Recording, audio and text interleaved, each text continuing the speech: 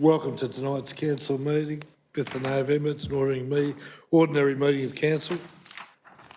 So if we could start off with the prayer, please, Councillor Freeman. Thank you, Mr Mayor. Almighty God, be with us as we work for the people of the Shire of Moorabool. Grant us wisdom that we may care for the Shire as true stewards of your creation. May we be aware of the great responsibilities placed upon us. Help us to be just in all our dealings, and may our work prosper for the good of all. Amen. Thanks, Councillor Freeman. Councillor Venditti Taylor, please, if you do the acknowledgement of country. I acknowledge the traditional owners of the land on which we are meeting. I pay my respects to the elders past and present and the Aboriginal elders of other communities who may be here today. Thank you. In accordance with Moorabool Shire Council's meeting procedure local law, the council will be recording this meeting. The following organisations have been granted permission to make an audio recording, that being the Moorabool News and, of course, the Star Weekly. So, Mr CEO, everyone's present, so we have no apologies. Could I get someone to confirm the minutes from the last meeting, please? Thank you, Councillor Freeman. Seconded, Councillor Berry. Those in favour? So carried. At this point, I'll ask if anyone would like to disclose a conflict of interest on anything on the agenda papers tonight. Councillor Minari? Yes, thank you, Mr Mayor. I've got a conflict of interest on item 12.7. Could you notify me 12.7 to make sure we vacate the room during that Thank you. process? Thank you. No one else, councillors? Thank you. So at this point, we'll bring in public question time. We have two questions tonight on public question time. One is from Dion Smith, who I assume is in the room. If you'd like to come up to the table there and push the button on the microphone, you can ask your question. Lee's actually going to read the question. Oh, actually, no, Lee's actually going to read the question out for you. There you go. So, all right. So, Lee, if you would, please. Thank you, through the chair. The question is from Dion Smith. How can an equine group become a licensed user group at the Bacchus Marsh Racecourse Recreation Reserve equestrian facilities? And the response to the question is, a club or community group can approach council to seek a licence or to use a council-owned or managed facility. In doing so, interested clubs or groups would be provided with information relevant regarding the terms relevant to the nominated council facility. Would you like me to move on to the second question, Chair? Yes, well, actually, it's from a different person, so. But I'll just see if there's any questions for that one first. Councillors, any questions regarding this?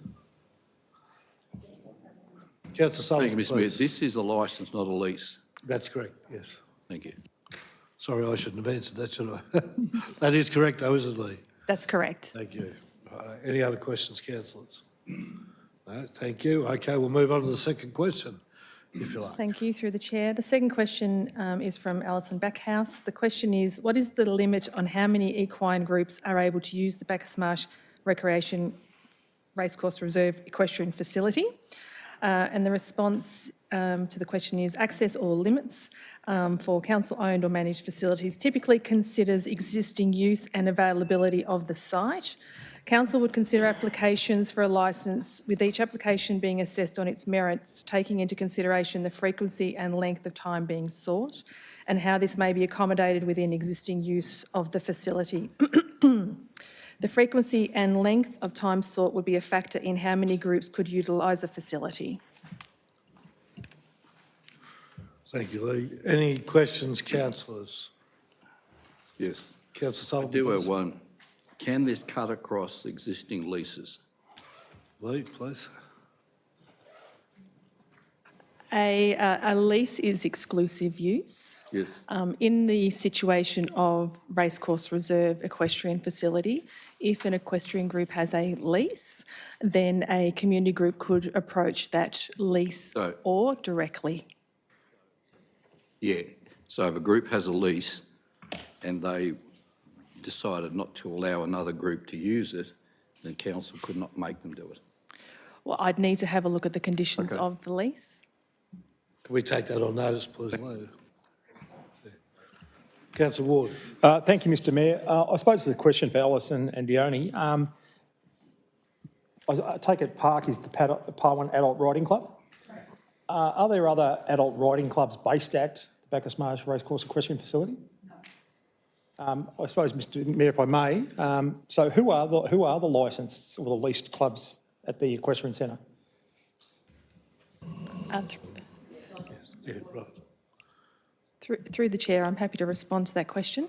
So we have the Harness Racing Club who have a lease, the Bacchus Marsh Pony Club and the Camp Drafters. Councillor Bingham, you had a question.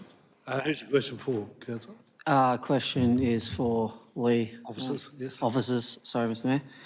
My question is in regards to that equine facility, so the Bacchus Marsh Pony Club, their lease, is that exclusive use or? Through the chair, the Bacchus Marsh Pony Club has a lease for the cross-country component of the site. The Bacchus Marsh Pony Club has a licence for the pavilion and the other equestrian facilities. And the Camp Drafters, excuse me, have a licence as well. So, sorry, Mr Mayor, subsequent, so is that all exclusive? A licence does not offer exclusive use. Is that exclusive to those facilities you just mentioned? The lease that is held by the Bacchus Marsh Pony Club for the cross-country component of the site provides the Bacchus Marsh Pony Club under that arrangement with exclusive use of the cross-country component of the site. Councillor Sullivan. Thank you, Mr Mayor. Not now, but could sometime we get a plan of the site to sort of see who the jigsaw pieces where they are, because it might make sort of, it might assist going forward. Thank you. Councillors, any other questions? I just have a question of officers in terms of the insurance. Who's responsible for the insurance? The licensee or someone under an agreement or? So through the chair, equestrian activity comes high risk, and so Pony Club has insurance. If a additional club was to want to negotiate with council, then we would be seeking appropriate insurance coverage for that group. No, thank you. Any other questions, councillors? No? Thank you. No worries, thank you. So do we speak now or? No, you had a question. Oh, Yes, okay, thank you. no worries. Right. Just push your button on your way. Thank you. Thank you. Right, we have no petitions, Mr CEO, so we'll head straight into Chief Executive Officer reports, and we'll start off with 11.1, feature naming proposal, Lidget Street Reserve, post-consultation. Councillors, a recommendation. I assume that's you're moving it, Councillor. Thank you, Councillor Ward. Seconded, Councillor Bingham, is it? You seconding it? Any questions, councillors? Right, any objections? Those in favour? So carried. Thank you.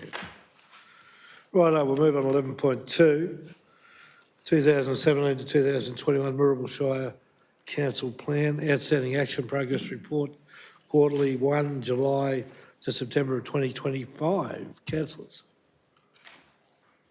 Thank you. Councillor, did you have a question? With a question, if that sort of Please, if you expedites would, things. please. You want to hear my question? Yes, please, yes. Just on page 8 of the attachment, under action progress comments, it notes that the water trading of council assets policy aim is to guide the council in managing any excess water. So that was supposedly drafted, isn't it? So this is to, I'm assume, to manage the allocation of water that council has from Southern Rural Water and where it goes. Is that correct? I'll take that one to Phil. Through you, Mr Mayor, yes, that is correct. So I had a question about this for some time. So when would you anticipate this policy coming to council? Because there are some issues. Oh, Mr Jeffrey. I'll be probably March, April next year. We're it's being worked on, but with other priorities, we're just trying to schedule it in probably Q2 next year. So just supplementing. So the matters I have raised with council officers will be dealt with before then, is that correct? Through the chair, that's correct. This is underwater usage and, yeah. Any other questions, councillors? We moved and seconded. Any objections? Those in favour? So carried. Thank you. So if I move on to 11.3, which is 21 to 25, Wirral Shire Council Plan Outstanding Progress Report, July to September 25. Councillors, the recommendation. Thank you, Councillor Sullivan, seconded Councillor Minari.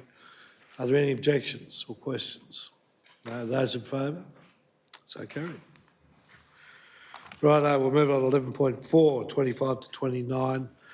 Wirral Shire Council Plan Progress Report, Quarterly 1, July, September to 2025. Councillors? Question, Mr Mayor? Yes, Councillor Ward. I have a question for officers. Are you moving it as well? Or? I'm happy to move it with a question. Thank you. It relates to the, sorry, I've lost my spot. Oh, the visitor economy strategy and the investment attraction strategy. There were several mentions of the investment attraction strategy and the investment attraction prospectus going to council in October. I'm just wondering when we can expect that, please, Mr Mayor. Okay, well, I'll take that one to Cleve, please. Thank you. Through the chair, I would anticipate that that will be early next year, Councillor Ward. That document's in its final stages now. We did have some questions that we needed some responses to, so it'll be early next year. Thank you. So it's moved by Councillor Ward. Do I have a seconder? Thank you, Councillor Sullivan, with the question to officers. Well, yeah, it relates to items 2, 3 and 4. My question is, does the report just tick off yes, it's been done, or does it delve into the quality of what's been done? Right, we'll take Anyone the, who wants to answer it, second thought. yeah, Mr CEO, please. Yeah, through the chair. So the report itself and the commentary is really a tick. From the administration point of view, we do review as to how well it was done, but the report and the traffic lights is really binary. It's kind of done, not done, partly. So the quality of the work for the project is assessed and determined whether it was good quality or it's not just a tick. That's correct. Thank you. So we moved and seconded. Do we have any objections? Those in favour? So carried. Righto, we're going to move on to community strengthening reports. The first one being 12.1, Wirral Health and Wellbeing Advisory Committee nominations. Councillors, there's a recommendation. Please, do I have a mover? Thank you, Councillor Berry. Do I have a seconder? Thank you, Councillor Freeman. Do I have any objections? Those in favour? So carried. It's working beautifully. Move on to 12.2, response to notice of motion number 323, need for additional state secondary schools in the Greater Bacchus Marsh area. Councillors. Thank you, Councillor Sullivan. Thank you, Councillor Minari as the seconder. Any questions, any objections? Those in favour? So carried. So, we're going to move on to item 12.3, response to a notice of motion number 330.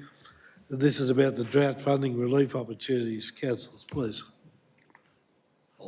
Thank you, Councillor Sullivan. Thank you, Councillor Kerr. Any questions? Any objections? Those in favour? So carried. Righto. So we're going to move on to item 12.4.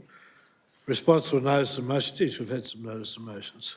Number 336, temporary infrastructure to activate the Bacchus Marsh Racecourse Recreation Reserve. Councillors. Thank you, Councillor Ward. Do I have a seconder? Thank you, Councillor Berry. Do I have any objections?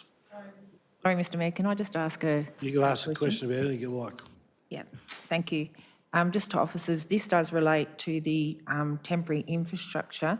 So Are the portable toilets going to remain out there? That'll go to So through Lee, please. the I can't see chair. you through That's Councillor okay. Cash. Councillor Might Berry, slide him down. you're referring to the toilets that are servicing the All Ability Play space? Yes, Yes, they're remaining in place. thank you. Thanks, Mr Mayor. Seconded. Councillor Taylor, do you have a question? The cost of, can I just ask a question? The cost of this is 175,000, is that correct? You can ask that question, and I'll go to Lee. It's in the report, I assume? Chair, the cost is as indicated in the report. Yes. Thank you. I object. So ask for it and you can if you like. Thanks, mate. Righto. So, we're moved and seconded. Any objections? Oh, Councillor Taylor. Thanks, What a mate. surprise. Right, please, Councillor Ward. I was happy to move the report. I suppose I did ask for quite an extensive amount of temporary infrastructure to be quoted. So that included 2 change rooms, umpires change rooms, toilets, showers, which obviously, there it is, and a shower block. So it adds up to a considerable amount. My understanding is if we were just having change rooms and a portable toilet, it could be done cheaper, but the officers certainly have provided the information as requested as part of my notice of motion. Thank you, Mr Mayor. Thank you, Councillor Ward. Councillor Taylor, please. Yeah, with the recommendation, obviously, there's a bit of a gulf between what the expectations of the cricket club and the football club are. The football club can think that they can probably do it for around $20,000 with 2 temporary site sheds and 2 toilets. Obviously, this hasn't been budgeted for within this year's budget. The added cost and the added strain within it, adding $175,000 compared to what the cricket club would be suggesting of $20,000. I can't see how we can accept this. I just think that the cost and the cost difference between the 2 things that would be on site is not something that I could agree with. Well, just before I go to Councillor Beryl, I have a question that where are the funds for this coming from? Through the chair, my understanding is we're just receiving this report. This report is not for to allocate any funds. What was asked for was what was the costs, and that's what we've done, provided those costs back to council. So this report is just really for receiving at this moment in time. Yeah. There we go, now that we've straightened that out. Councillor Berry. Thanks, Mr Mayor. And actually, I'll just repeat that. That's what I was going to say, that this was just a motion that was asked for what the costs would be, and it's simply a report, and that's what our recommendation is. Thank you. Any other councillors wish to speak for or against? No, I'll close. Sorry? He's got to speak. I thought Councillor Taylor did. Did he? Yes, yes. Yeah, I'll speak for it. Yes, thank you. I think, councillors, this recommendation is basically the response to a notice of motion that council asked for. So that's what this recommendation says. It's not talking about any other options on the table. It's just this. Agreed. So we need to respond and to receive this, given that that's what the recommendation was council asked for. Thank you. Yes, Councillor, that's why I asked the question, yes. So any other councillors wish to speak for or against? No, just close it off, please, Councillor Ward. I just want to endorse what Councillor Sullivan has said, and that's exactly what the information that was asked for. There's no doubt that if either club was going to pursue cheaper models, it could be done more affordable, but at this point in time, the notice of motion answers the information we needed. Thank you, Mr Mayor. Thank you. Thank you. So before I take the vote, I want to make crystal clear we're just receiving a report here. So, councillors, those in favour of receiving the report? The motion's carried. Thank you. Right, so we're going to move on to 12.5, which is the Moorabool Health and Wellbeing Plan 21 to 25 Year 4 report. Councillors, recommendation is in there? Yes, with a question. Are you moving as well? I'm happy to move it with a Thank question. you, Councillor Ward. Thank you. With a question. Mr Mayor, in the Health and Wellbeing report, I was reading about the fantastic initiatives that council and various groups are undertaking regarding domestic violence and family violence. Obviously, our neighbours in Ballarat have gone through a couple of tragedies very, very recently with Samantha Murphy and Hannah Maguire. The question I have, Mr Mayor, is with the state government program that was called the Ballarat Saturation Model to try and address some of the concerns and problem behaviours that contribute to domestic and family violence, has Mirrabooka been able to partner with Ballarat and the Greater Central Islands region on any of these initiatives? The question I imagine will go to Lee, is it? Through the chair, Councillor Ward, I might need to take that one on notice. We do have a fair bit of activity in relation to this topic, but I would prefer to take that one on notice if that's okay. Thank you, Councillor Ward. So moving it, Councillor Ward. We have a second for this, Councillor Freeman. Any objections? Those in favour? So carried. Right, we're going to move on to 12.6 where we have a couple of speakers to this item.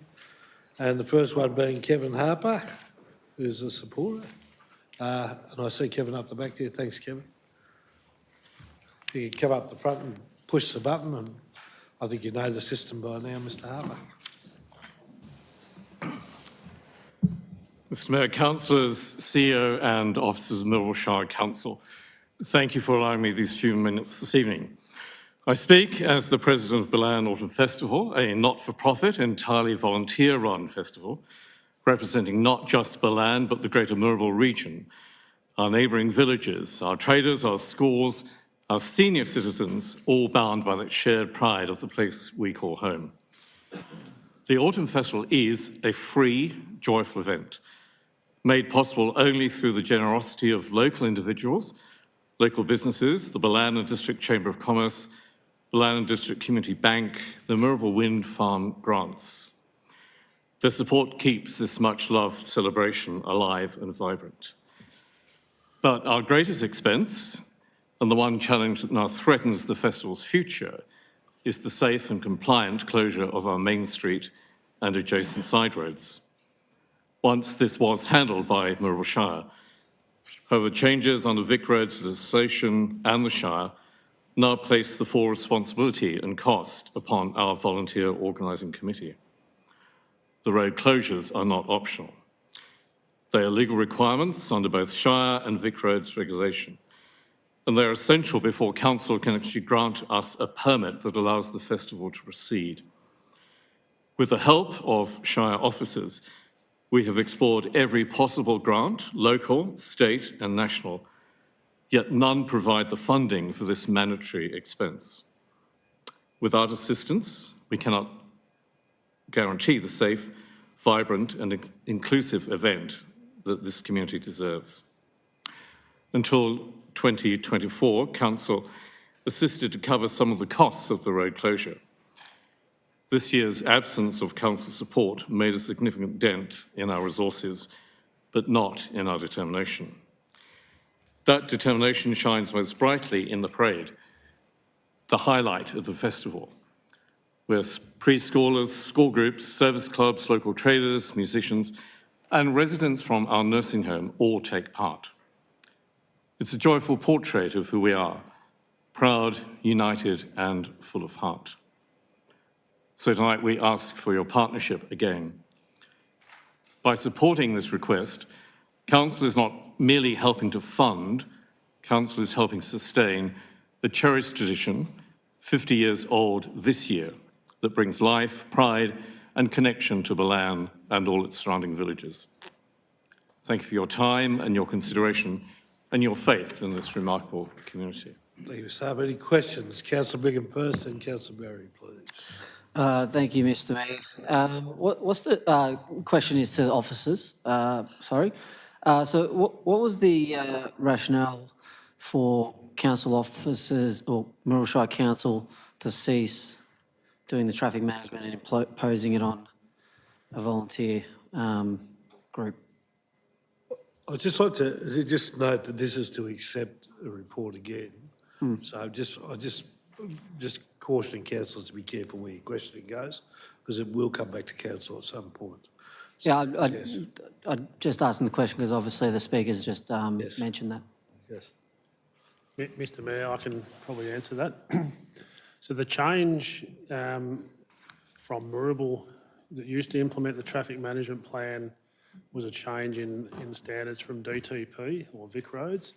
They require pre-qualified contractors to implement traffic management plans, and we're not pre-qualified anymore because the main street is an arterial road, which meant contractors need to do the work, and that comes at a cost. Okay. Right, Councillor Berry, please. Thanks, Mr Mayor. So I can put in perspective receiving this report. What's the cost to close down the street for the Autumn Festival? $14,345. Thank you. All set. Councillor Ward.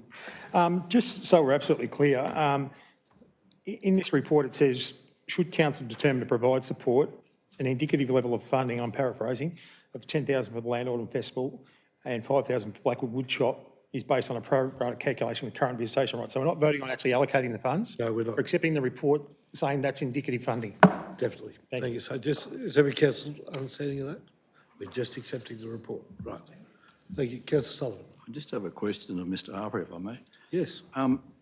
Seemingly the biggest cost is the street closure, and you've just said what that is.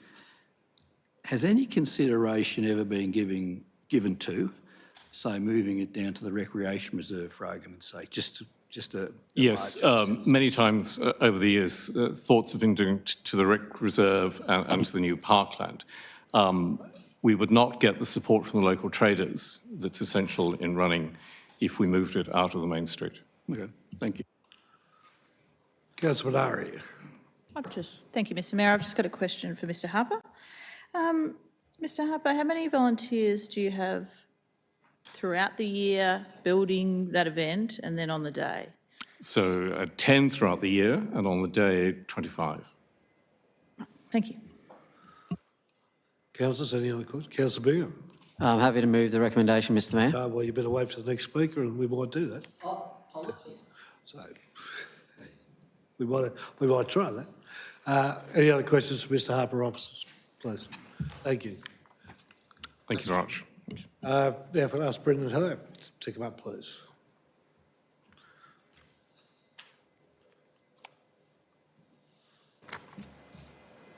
Thank you, councillors, Mr Mayor, for the opportunity. Brendan Hare, I'm representing the Blackwood Progress Association. We've been running this event for decades. I'm not sure how many years altogether, but I've been involved the 36 years that I've been in Blackwood, last 7 or 8 in planning. But I'm just a beginner. There are people still involved who have been around 50, 60 years. And I think that's a real great testament to the commitment that our town has in this event.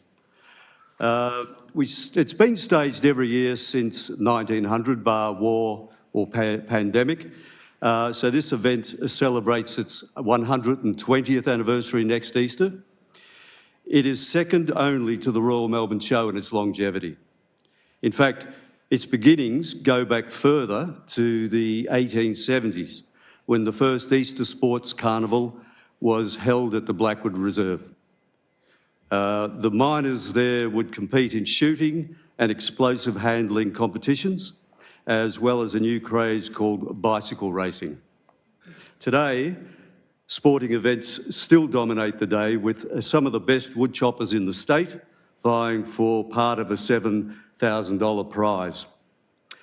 They've been coming for 75 years.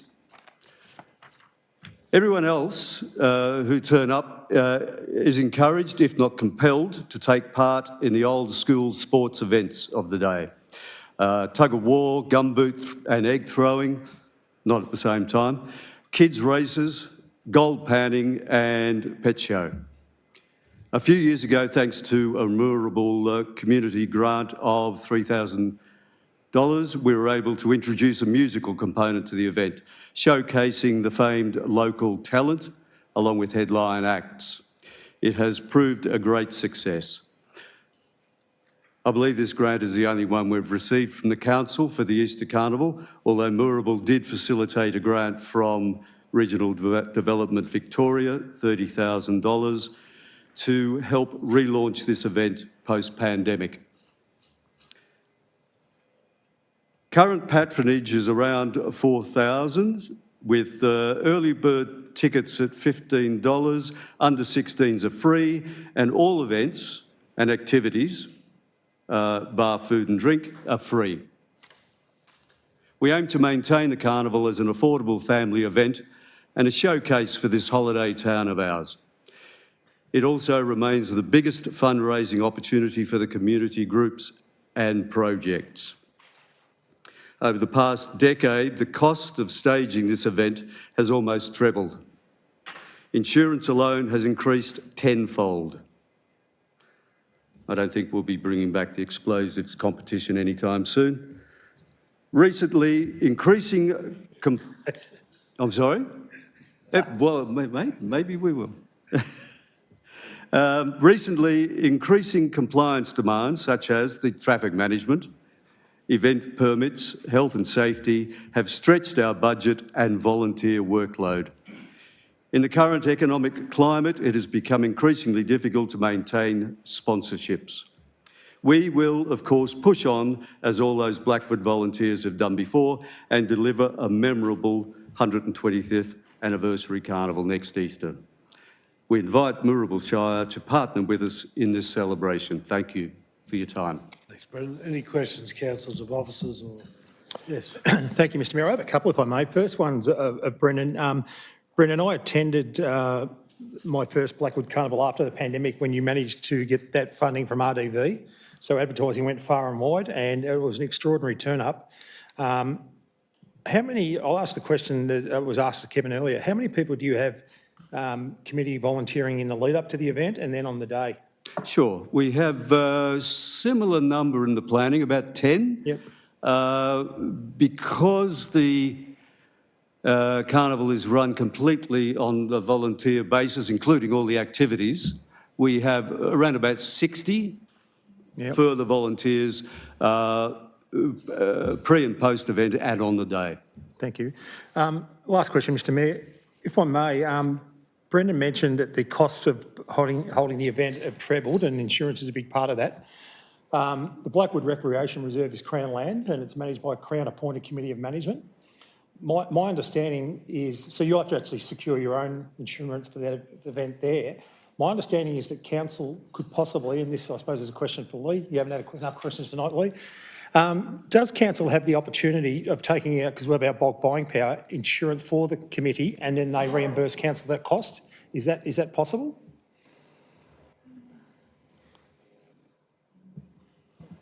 Through the chair, that actually may be a governance question. I don't like to handball to Joe, but if I might take that on notice. Yeah, please, because it is, the reason I'm asking that is I'm aware of Crown reserves elsewhere that council has insured the building and then the committee is, so council's bulk buying power may save your committee some money. That's all I was asking. Thank you. Right, we'll come back, take that on notice and we'll take that back to governance. Any other questions? Councillor Minari. Thank you, Mr Mayor. Brendan, I just want to ask about, you spoke about how the costs are going up. We're seeing that everywhere, obviously. Wasn't a surprise. In terms of making any revenue at the end of the day for your community, are you finding that you know, because obviously with ongoing events, you need to keep some in the bank for next year to book things. You know, I understand that. So are you finding that have you got any leftover cash to spend in the community at all? Or are you finding that it's really just, it's about the event and as long as you can keep that going? That amount is dwindling. Our numbers have never been better. Number of people turning up, never been better. But we're getting less and less at the end of the carnival, less profit to disperse through the community. This year's carnival cost us $45,000. And we've made enough to put aside for next year's carnival, the same amount, and we've had 10,000 left over. Most of that's already gone into the community. Thank you. Councillors, any other questions? No? Thanks, Brendan. Right, once again, I'll just remind councillors that this is a response to a notice of motion. It was a request for report into the funding and allocations for sponsorship for the Milan Autumn Festival and the Blackwood Woodchop and Easter Carnival. So it's a report. So councillors, do I have someone move it, please? Councillor Bingham, thank you. Councillor Minari, seconded. Any objections? Those in favour? So carried. Righto, we'll move on to... Mr Mayor, I have a conflict on the next item. Oh, yes, thank you. Thank you, Councillor Minari. Just remind me to bring you back.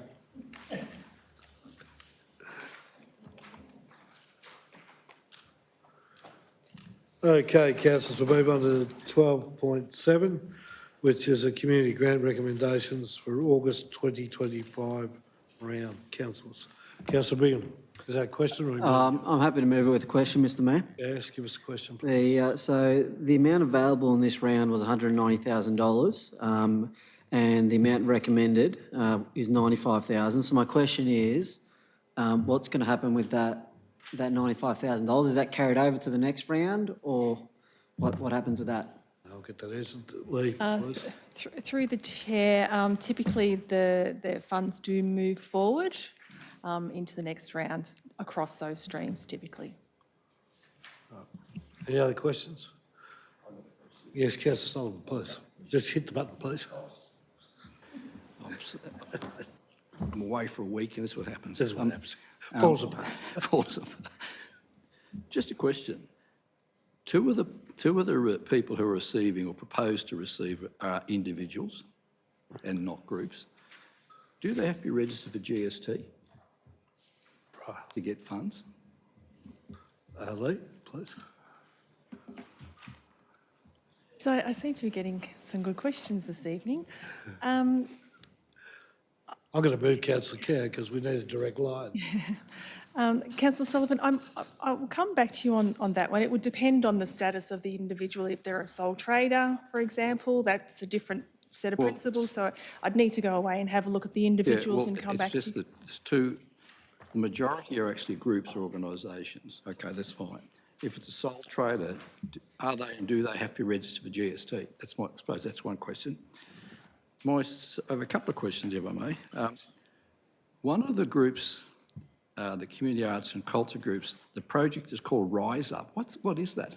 I mean, it envisages a lot of things, so I'll ask the question, what is Rise Up? I think I'm... Oh, that's fine, no. Through the chair, Councillor Sullivan, if you could just give me a moment. I'm just looking for the individual. It's under community arts and culture grant.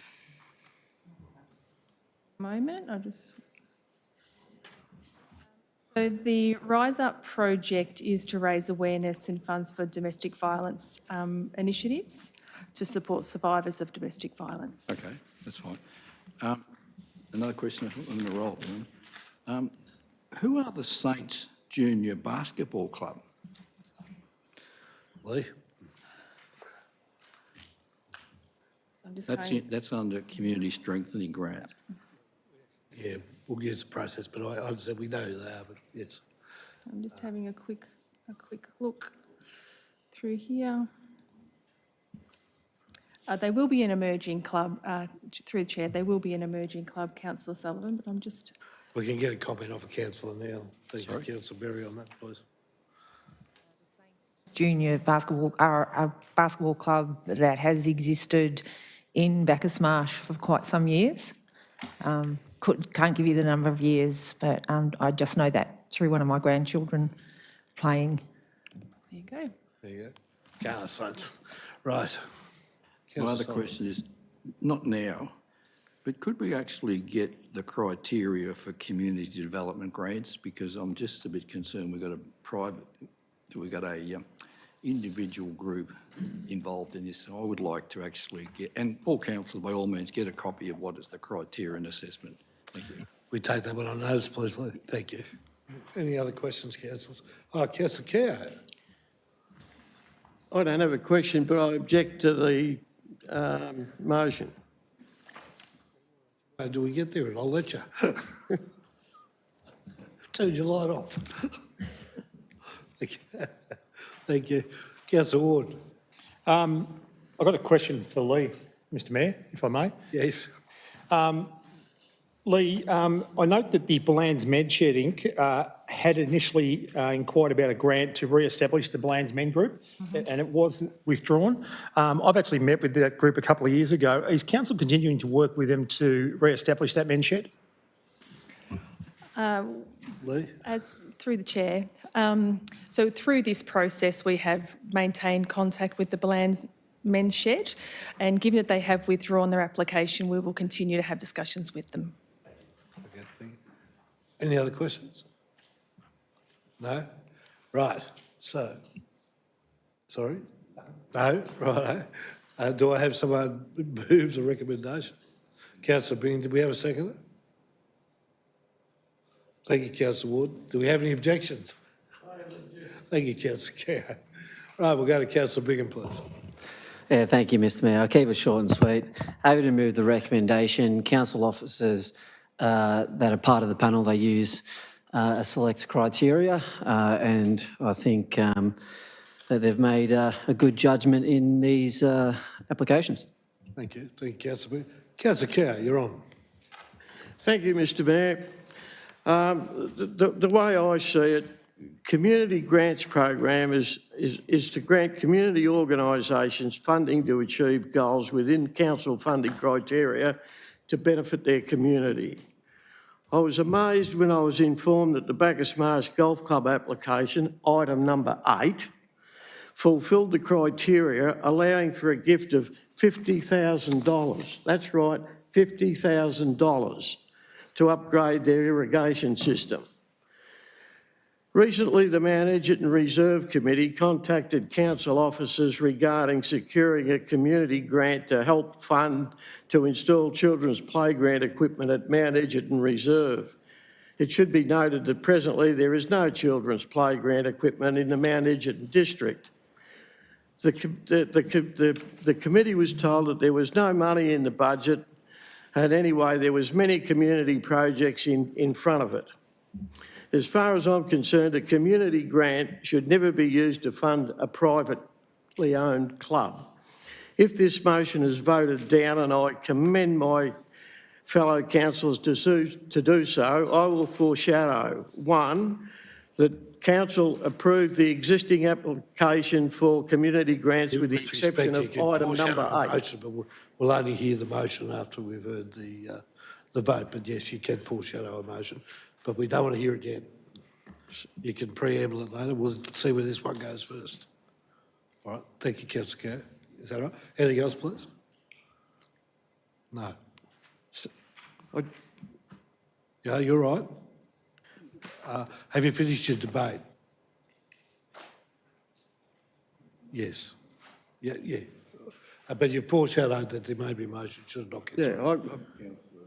Keogh is foreshadowing if this motion is lost, he would move an alternate recommendation with item 8 deleted. That's correct. Thank you, Councillor Sullivan. Yes, thank you. Councillor Ward, please. Thank you, Mr Mayor. I suppose I'm speaking in favour of it, aren't I? Yep. I've sat through many of these over the last 5 years, and one thing that I can reinforce to anyone who has any concerns is that officers diligently apply very, very strict criteria to the 5 program categories: community strengthening, community development, community arts and culture, community events, and sustainability and environmental engagement. They also apply a very strict scoring ratio, and if a community group does not achieve a score of 70 or above, they're not recommended for a grant. So I don't think that golf clubs or tennis clubs should be treated any differently to basketball clubs. They are based on memberships, however, they're open up to the public. So if they're going to improve the facilities for public use, why should they be treated any differently? They are being, as quoting Councillor Keogh, they are being given funding to achieve goals to enhance their community facilities. So I'm not a member of the Bacchus Marsh West Golf Club or any golf club because I'm a terrible golfer. However, if I want to go out and play golf, I will pay as a public member, and I'll enjoy playing on a facility that's got a new sprinkler system and it's enhanced their facility. It is a very, very popular course. There's always people out there, and I commend all the recommendations. I'm just disappointed that the other 90,000 hasn't been allocated, but I'm sure we can have a discussion about the next round of funding and how we might assist Mount Egerton. Thank you. Thank you.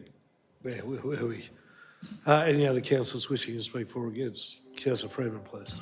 Thank you, Mr Mayor. Look, I'd like to speak against it as well. I think Councillor Sullivan, correct me if I'm wrong, you said we need to review the criteria. Is that correct, for the guidelines, community grants? So what I said is I'd like to see the criteria so we can actually just, this is in regards to the community development grant, so we can just sort of determine what those criteria points are. That's what I was saying. Thank you. Yes, I would like also to see that criteria. Is this a private club? There is a lot of, as Councillor Keogh has said, there are a lot of community groups out there that are needing funding. People are hurting, funding is short. We need to make sure we do aim it where it is best needed. So, like I said, I'm against this motion. Thank you. This particular one. Thank you. Thank you. Councillor Berry, please. Thanks, Mr Mayor. I'd just like to reiterate that each of these applications have gone through the same process that every other club has gone through. They are a club that provides a service, the Bacchus Marsh Golf Club in particular, a service to the community. And by the way, they do pay rates. So I'm not sure that's sometimes, they're up to date now. They do provide that service, and I think golfing is an expensive game. I understand, I used to work at one, and I understand how much it does cost to run these facilities. And if we didn't have the golf club there, I'm sure there'd be a lot of people that are members there would be very disappointed, a lot of long-time members who many of them are community members. So I am for the Bacchus Marsh Golf Club being included in this motion and receiving the funding. Thank you. We can't uninclude them. The motion's about the grants as a project, so yes. It's complete, we can't change it on the night. Anyone else wishing to speak for or against? Councillor Sullivan, please. Thank you, Mr Mayor. I would speak for this as it stands. I understand Councillor Keogh's concerns, and they're valid concerns, but I think that's why I suggested that it would be very useful if we have a look at the Community Development Fund grants criteria. I think it would be disappointing to actually get this 11th hour to sort of then make a decision like that. I think people have gone in good faith and gone through a process, and that's where I'm at. I fully understand, and I don't believe that private organisations should have access to community funds. However, the officers have followed our criteria as it currently stands, and I think if there's any change to be had in that space, it needs to be looking at the criteria and not just pull this one out. So I fully understand where Councillor Keogh is coming from, but I think this it'd be better if this goes forward and we have a review before the next round. Thank you. Thank you, Councillor Sullivan. Anyone else wishing to speak for or against? At this stage, Councillor Bingham, please close the debate. Thank you, Mr Mayor. There's a bit of an ongoing theme here with all the councillors that have spoken. We've all spoken about the criteria and the diligent process that council officers obviously follow. And I need to remind councillors in this room that we do review this criteria almost on a yearly basis. So if there was an issue, maybe that should have been talked about during the review. And I just also want to clarify as well that not every single application was successful. So council officers are not just going out and spending money willy-nilly. There are 2 applications that are unsuccessful, and that's because they did not, obviously, score above the threshold. So I fully endorse council officers' decision, and I commend my fellow councillors to support me or support this motion. Thank you. Councillors, those in favour?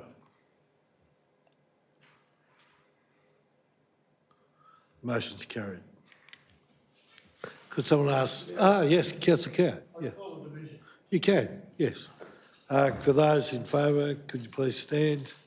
So we have Councillor Ward, Councillor Berry, Councillor Bingham, Councillor Sullivan and Councillor Tatchell. For those against, we have Councillor Freeman, Councillor Venditti Taylor, and we have Councillor Kerr. Thank you. Now can someone get Councillor Minari, please?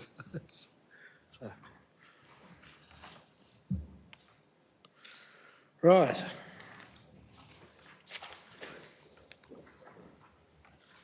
So we're going to go on to customer and corporate services report.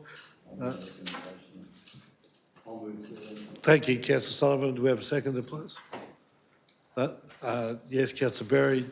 Those in favour? So carried. Thank you. And that was on the procurement policy. So we picked up a bit of speed. 13.2, Water and Recs Advisory Committee of Council reports. Councillors. Councillor Berry moved. Happy to move. Thanks, Mr Have Mayor. a seconder, please. Thank you, Councillor Freeman. Do I have any objections?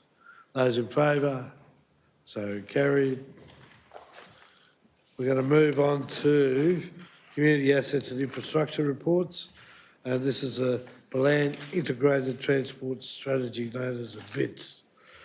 So, Councillor Ward, are you moving this? I'd like to move it, Mr Mayor, thanks. Thank you. Have a seconder, please. Thank you, Councillor Sullivan. Any objections? Those in favour? So carried. Bits got through. Right, we'll move on to item 14.2. This is a Moorabool Shire Sustainable Environment Strategy Adoption. Councillors. Councillor Wood. Happy to move it, thank you. Have a seconder, please. Thank you, Councillor Berry. Any objections? Those in favour? So carried. Thank you. So we have no other reports tonight, no notice of motion and no notices of rescission. So we'll move straight into the 18.1, which is the Mayor's report. Everyone's got a copy of that. Can someone move it, please? Thank you, Councillor Bingham. Thank you, Councillor Berry, as a second to those. Any objections? Those in favour? So carried. Now we'll move on to our councillor reports, which is always entertaining. I can start with you, please, Councillor Sullivan. Thank you, Mr Mayor. I have circulated, not circulated, I've actually given a copy of my report. There's just a couple of things I'd just like to note, if I may. Yes. One was on Friday the 12th of October, I attended the MOV State Council meeting in Melbourne, attended by myself and the CEO. And just note to Council that the Latrobe City Council motion that was in support of Moorabool Shire and the issue we faced with illegal dumping in the EPA, this motion was carried by the State Council without any opposition, which is very heartening. Another matter, just to update councillors, I attended the Timber Towns Regional Gathering Tour AGM at Sale last Thursday and Friday. Just two things up. I've been re-elected as the Treasurer, but the impact on those towns as a result of the premature closure of the native timber harvesting in public land had a devastating effect. But the resilience of these towns is actually quite remarkable, how they've come back. And it was the economic benefit that they're delivering to their Shire of Wellington is quite considerable. So it really is really something I think we could sort of note as to how those towns have responded. Actually, this is Wellington Shire's tourist thing, which is quite good. And so I'd just like to note that. And I've got some annual reports of the Timber Towns thing for the dissemination of council. Thank you very much, Mr Mayor. Thank you, Councillor Sullivan. Councillor Kerr. Thank you, Mr Mayor. I have given in my monthly report, but I'd just like to mention one item. I went to the opening of the Learn to Track publication, and I was rather amazed when I looked at the Circuit 07. It's a short historic walk around Bacchus Marsh. That sounds great, but the highlights, it goes from the Chicory Kiln to Captain Bacchus's grave, but it doesn't mention the blacksmith's cottage and forge, which is our most important and noticeable historic building in the town. So it was quite disappointing that the captain, that the Blacksmith's Cottage is not mentioned at all in this booklet. And they walk past it, but it is not mentioned. Oh, disappointing. Thank you, Councillor Carr. Thank you. Councillor Venditi Taylor, please. Yes, thank you. Obviously, our councillors' reports will go in. There's been some fantastic events over the last month, and I thank everyone for a lot of them being invited to and the rest that I went to. And obviously, we've got a lot of great events coming up next month, and that's all I pretty much say. Thank you, Councillor Venditi Taylor. Councillor Minari. Thank you, Mr Mayor. I'll also touch on the launch of the Lerdo Track Guidebook. Obviously, I was invited last year and opened the signage of the trails with Steve Monaghetti last year, which was sort of the first introduction to that group that I had. And then obviously this year it was just wonderful to go back and meet them again and celebrate with them, really, because the amount of work these people do is unbelievable. Like, it's 300 kilometres of trails that they look after, that they check on, that they talk to parks and, you know, talk to all the authorities to get it looking beautiful and being able to walk or ride those tracks. It's unbelievable where they all go.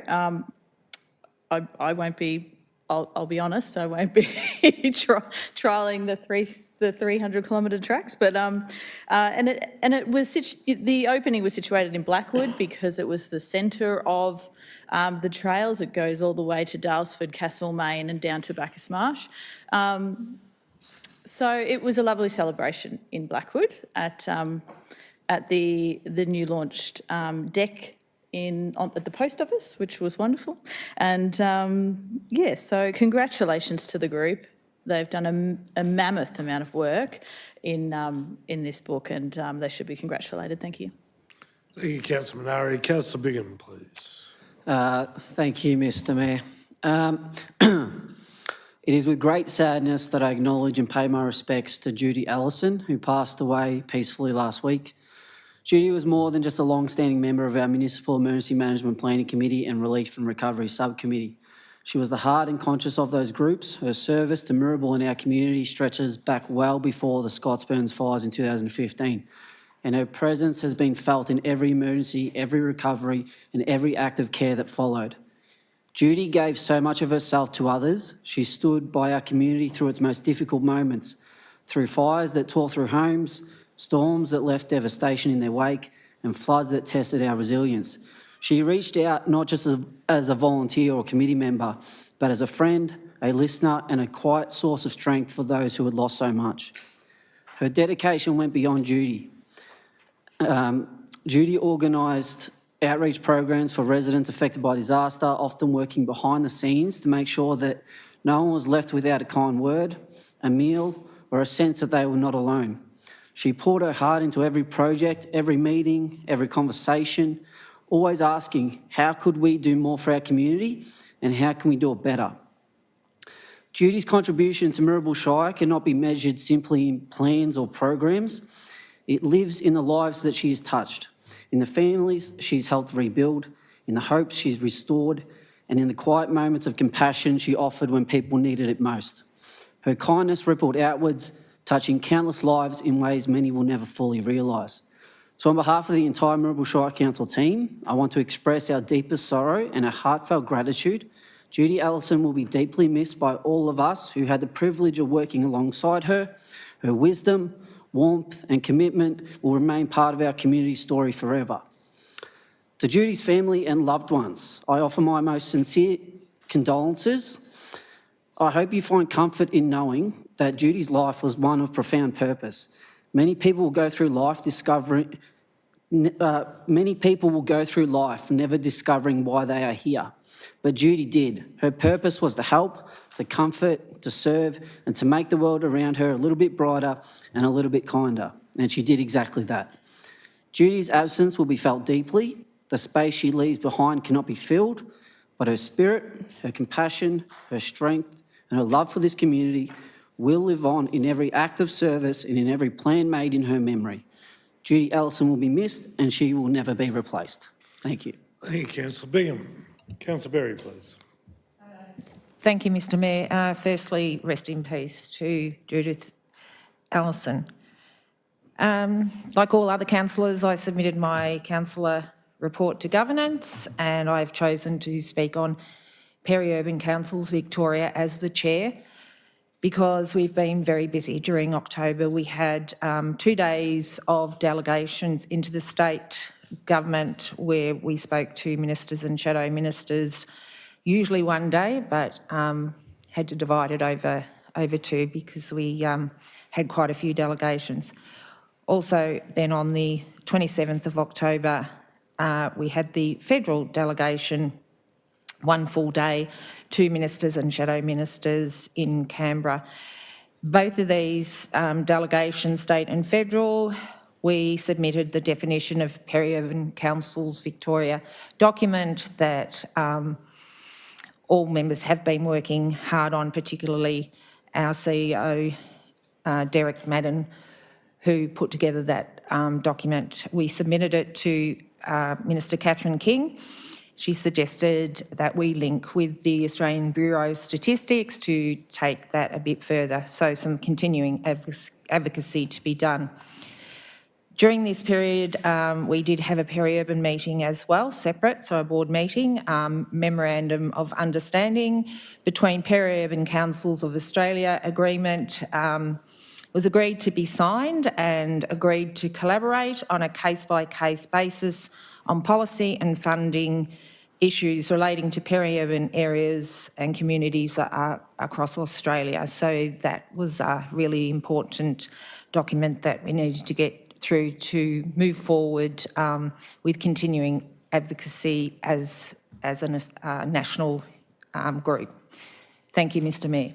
Thank you. Councillor Freeman, please. Thank you, Mr Mayor. Like the rest of us, I have put in my councillor's report, but I'd just like to touch on 2 sort of areas. One is the Seniors Expo and the Senior Sits Rock and Roll, which was fantastic.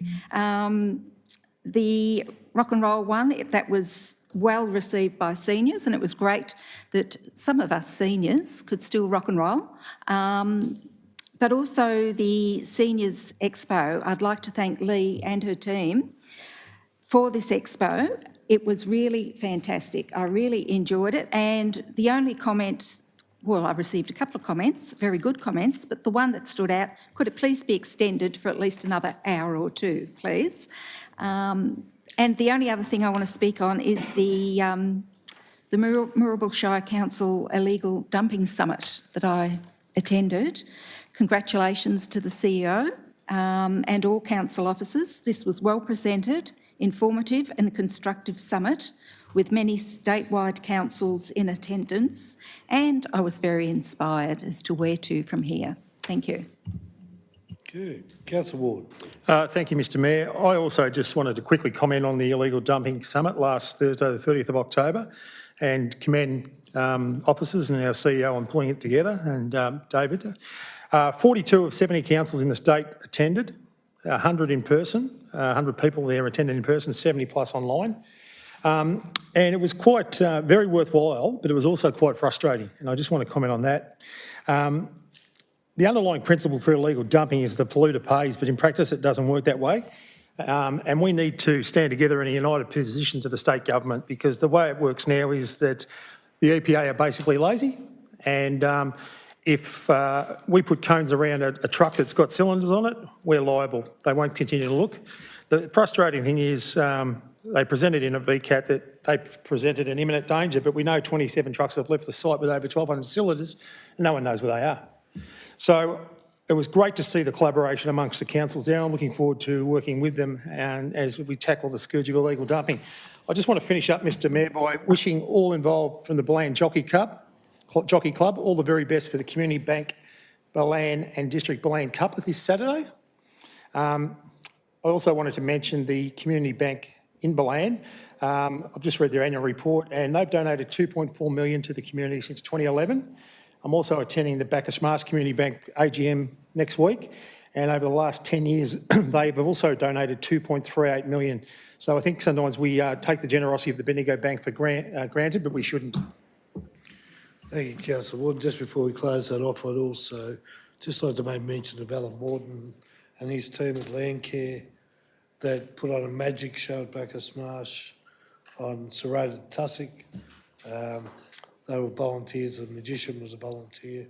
Apparently, I was there, but it was a very successful night, and it certainly highlighted the scourge of serrated tussock. I know that's Councillor Cow, one of Councillor Cow's favourite things to advocate. So, could I someone please move the council reports? Councillor Berry, moved by Councillor Berry, seconded by Councillor Bingham. Those in favour? So carried. Right, councillors. Urgent business. If I could please go to you, Councillor Sullivan. No urgent business, Mr Mayor. Thank you, Councillor Cow. No urgent business, Mr Mayor. No urgent business, Mr Mayor. Thank you, Councillor Manaria. This is Mr Mayor. Councillor Bingham. No urgent business, Mr Mayor. Councillor Berry. No urgent business, thanks, Mr Mayor. Councillor Freeman. No other business. Thank you, Mr Mayor. Councillor Ward. No, I was trying very hard to come up with a question for Lee, but no urgent business, Mr Mayor. All right, councillors, that's it for tonight. Well done. Thank you, ball boys, linesmen and everybody else. Magnificent job. Thank you.